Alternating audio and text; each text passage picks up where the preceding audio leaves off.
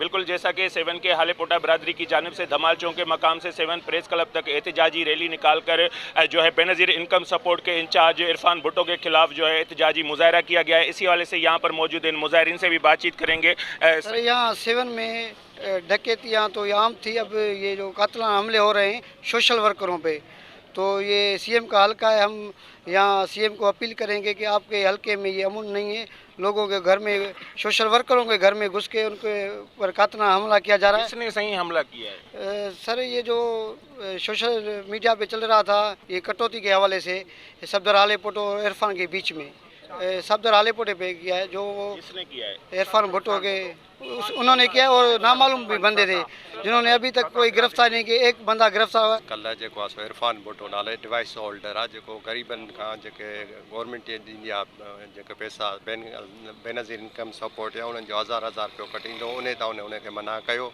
उन तां उन हिकिड़ी पोस्ट रखी, उन तां उनखे धमकियूं मिलियूं जंहिंजो असां वटि रिकॉर्ड बि आहे।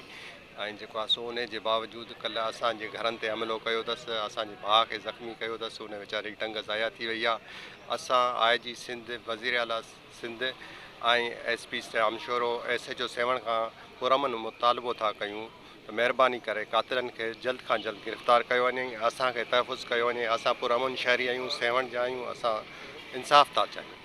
जी, जहाँ पर मौजूद अपने मुजाहरीन की बातें सुनी, उनका कहना है कि गुज़श्ता रोज़ बेनज़ीर इनकम सपोर्ट के इंचार्ज इरफान भुट्टो की जानिब से हमारे घर पर जो है हमला किया गया, जिसमें हमारा एक सोशल वर्कर सफदर हालेपोटो जो है सख्त ज़ख्मी है, जिसके फायरिंग के नतीजे में एक टांग भी जो है काटी गई है और जो है मुल्ज़मान भी अभी तक गिरफ़्तार नहीं हुए। हमने जो है 7 थाने पर केस भी दाखिल किया है, लेकिन अभी तक जो मुख्य जवाबदार है वो गिरफ़्तार नहीं हो सका। हम वज़ीर आला सिंध और आला हुकाम से यही मुतालबा करते हैं कि फिलफौर हमारा नोटिस लेकर मुल्ज़मान को गिरफ्तार करके हमें इंसाफ फराहम किया जाए। कैमरामैन टीम के हमरा Majid Ali Qureshi, C110 news 7। C110 news, खबर की असल खबर।